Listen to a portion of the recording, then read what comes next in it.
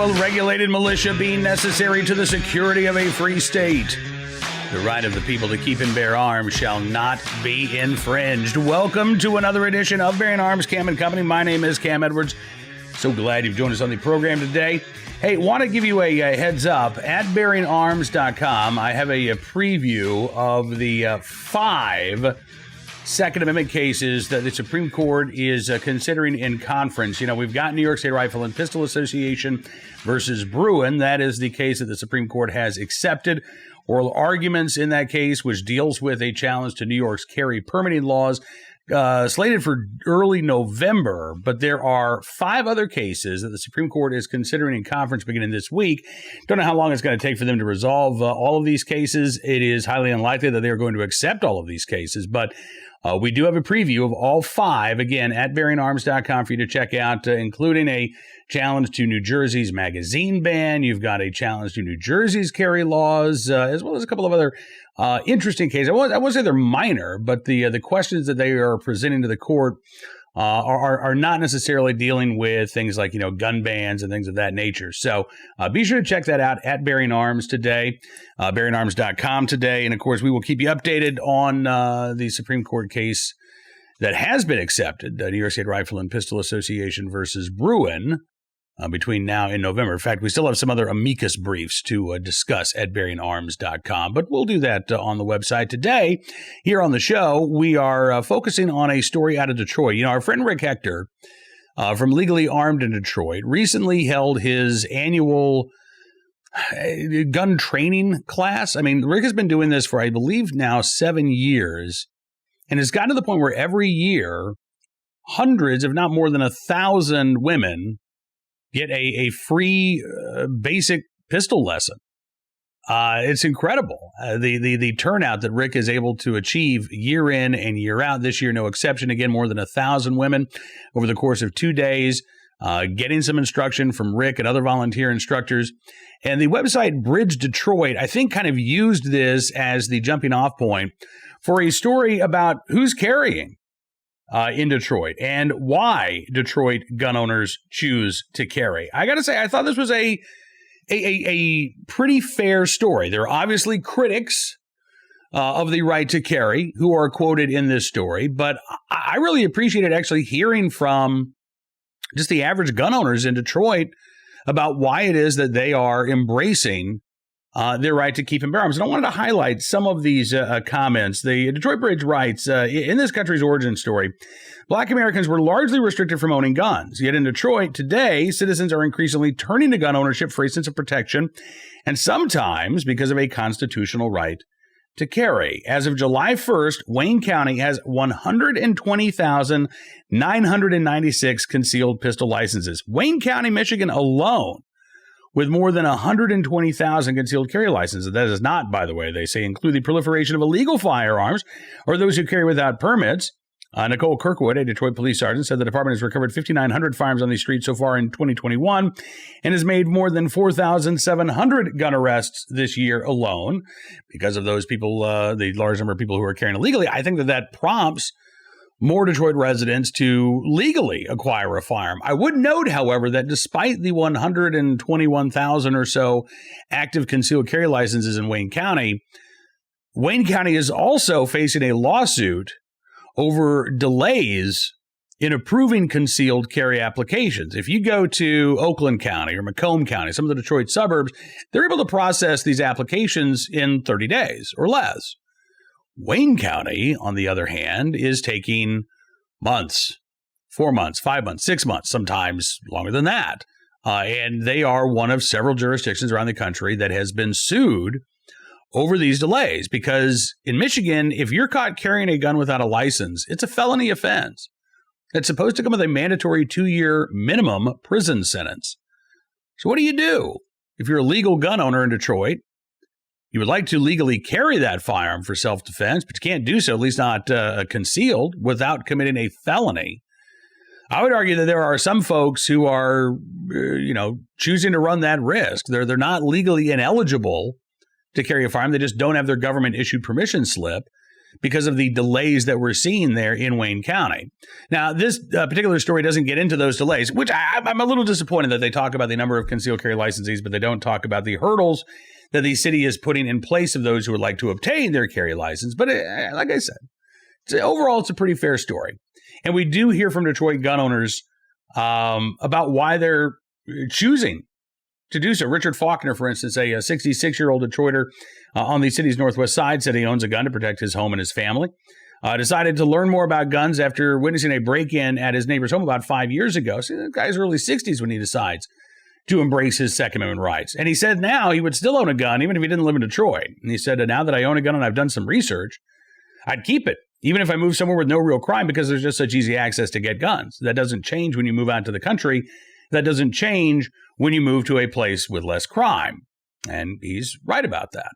Now, one thing that I also found interesting about this story, for those of you who are longtime Second Amendment advocates, you remember former Detroit Police Chief James Craig.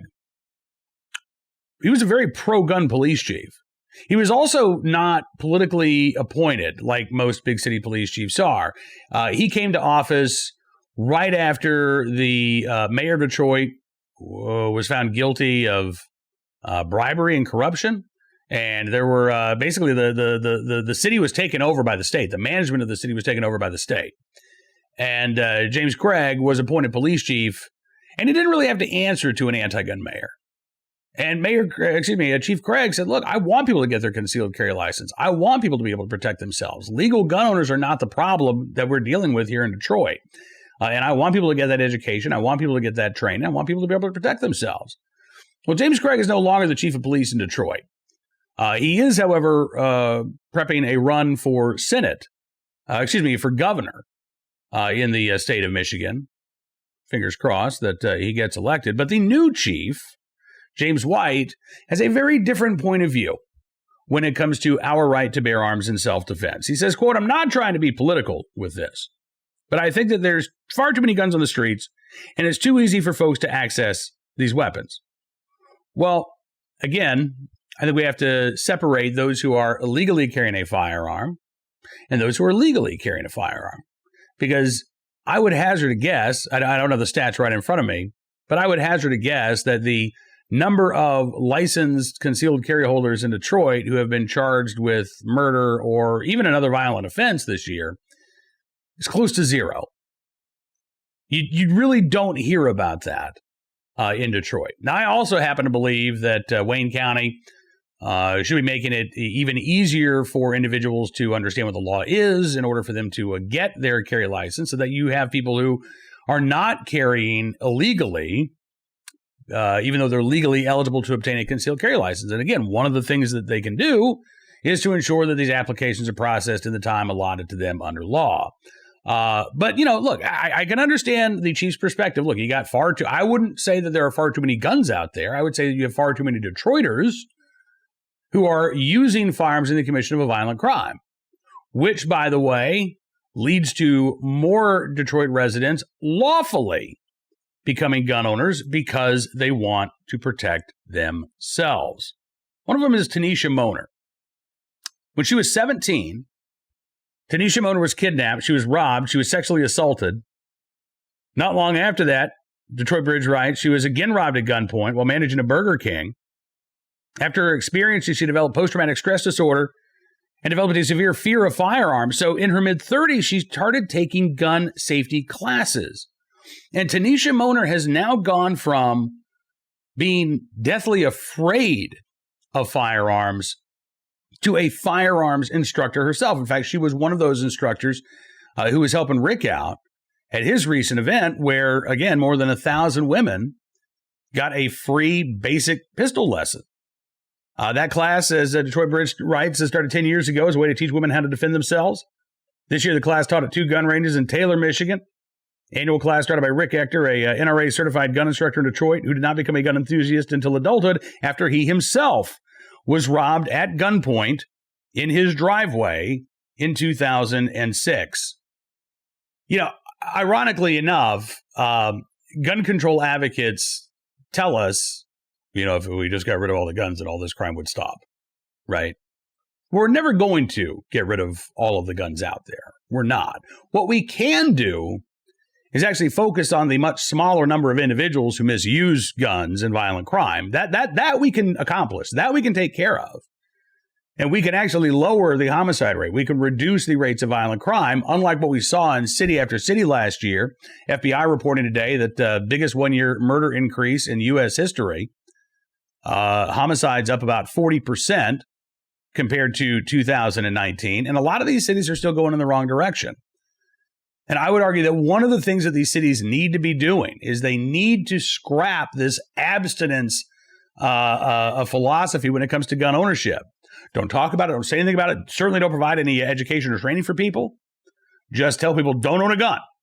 And then pass laws to criminalize the Second Amendment, and that should take care of the problem. No, it's not. It won't take care of the problem at all. What we need to be doing is ensuring that folks who can, again, legally exercise their Second Amendment rights can do so, that they have the education and training in order to be a responsible gun owner. And that means in a lot of these cities, getting rid of these restrictive ordinances, or frankly, just the attitudes that have been in place for decades that treat the exercise of a constitutional right as a taboo act. And I would argue that even in Wayne County, Michigan, where there are already 120,000 plus concealed carry holders, the folks in charge don't like that and want to do everything that they can to keep people away from their right to keep and bear arms. I don't believe that accomplishes anything in terms of public safety. By cracking down on a constitutional right, you do not crack down on violent crime. In order to do that, you've got to go after the individuals who are actually committing these acts of violence. And that is it's a challenge, particularly in cities where the homicide clearance rate is below 50%. The clearance rate for non-fatal shootings may be somewhere between, 5% in Chicago. I think it's 15% in Philadelphia, PA. Not sure what it is in Detroit right now, but I'm sure it's not over 50%. There are real challenges, but there are also, again, real strategies that can be done, put in place without the need for new gun control laws, frankly, without the need for a lot of additional spending. Simply, making those most violent offenders the top priority for law enforcement can go a long way towards making places like Detroit a safer place. And that, in turn, could lead to fewer people who feel like they need to buy a gun, which would please the gun control activists. But ironically enough, as I said, you don't get there through more gun control. What typically happens in a lot of these Democratic-controlled cities is they slap another gun control on the books. It doesn't do anything, and more people end up wanting to embrace their Second Amendment rights. I know it is a conundrum for the gun control activists. It really is. If their main concern was reducing violent crime, it would be a conundrum for the gun control activists. I don't think it is. I think their main concern is preventing gun ownership itself. This is, after all, a gun control movement, not a crime prevention movement. And I'm sure that they are bitterly disappointed at seeing the growing number of Detroiters who are embracing their right to keep and bear arms. All right, let's turn our attention now to today's Armed Citizen story, our good deed of the day. Our Recidivist Report will start there with a story out of New York City, where a gang member on probation busted for allegedly shooting a man on a city bike, like a little, bike share. 19-year-old Isaac Jordan, who the New York Post says is affiliated with the Gates Farm gang, fired at the 18-year-old victim, who is a known Crips gang member, as he rode the Rent-A-Bike in Brooklyn around 4 p.m. last Thursday. The victim, who was Jordan's intended target, taken to a local hospital, is expected to survive. After the shooting, Jordan then bolted into a nearby building, tossed a gun out of a window of a fourth-floor apartment. Jordan was ultimately arrested, charged with attempted murder, assault, criminal use of a firearm, criminal possession of a weapon, as well as reckless endangerment. And the New York Post reports that young Mr. Jordan, again, already on probation for a offense back in, I believe this was last year. Jordan was sentenced to 5 years probation, 2019. 5 years probation as a youthful offender, when a Brooklyn judge bundled two of his previous cases, one a non-fatal shooting from December of 2019, in which he was charged with second-degree assault, and any other civil possession of a weapon case from June of 2020, when he was 17 So this guy actually wasn't just facing possessory charges. He was facing assault charges. He was accused of shooting somebody. And he ended up getting 5 years probation last year. Over the objection, by the way, of the Brooklyn DA's office, who had asked that Jordan be sentenced to 7 years behind bars. Jordan's probation began this past June and expires in 2026. Source telling the New York Post, Judge Craig Walker, quote, "Let him walk. Some guys need to be in jail. This guy is giving away the store." Yeah. Well, maybe another gun control law in New York City will help stop things like this. Probably not. Ensuring that there are consequences for violent crimes, that would go a long way to helping. But again, doesn't seem to be happening that much in places hardest hit by the rise in violence. Today's armed citizen story from Tranquility, California, which was not a tranquil place last week when 27-year-old Mark Castro was shot and killed in what police are saying was an act of self-defense. It was about 1:40 Wednesday afternoon. Deputies in Fresno, California, got a report of a shooting. When they arrived, they were directed to a travel trailer parked on this property.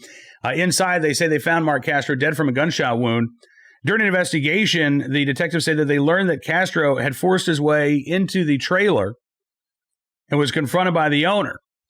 Detectives say that Castro refused to leave. The owner felt threatened and then shot Castro. Again, the investigation's ongoing, but right now, this looks like a case of self-defense. We'll keep our eyes on this story, bringing you any more details as they become available. And finally today, our good deed of the day from the Washington, D.C. suburbs of Montgomery County, Maryland, where an off-duty officer in the right place at the right time, was able to do the right thing to save a woman from a burning car. This was Thursday night in Bethesda, Maryland. Officer Felix Fortuna noticed that a car had gone off the road, had struck a tree, and was starting to catch fire. So he's off duty, but he's there. So he pulls over, gets out with the help of other bystanders. They were able to pull the 61-year-old woman out of the car, which at that point did have visible flames from the front end of the vehicle. Moments later, Montgomery County Fire Rescue responded to the scene, administered first aid to the victim, the woman and her 13-year-old child, both taken to the hospital for treatment. Police say the woman may have lost control of the car before she crashed into the tree. The teen able to get out of the car safely before help arrived. And the good news is, it looks like both of them are going to be okay. Officer Felix Fortuna said, quote, "I wouldn't say I'm a hero. I think any Montgomery County police officer in the same situation would have acted the same way.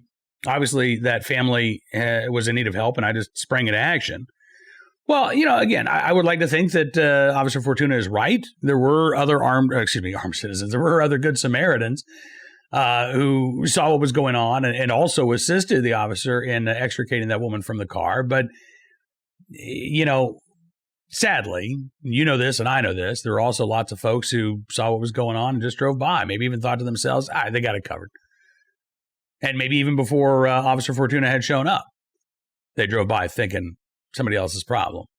But Officer Felix Fortuna and the other good Samaritans did not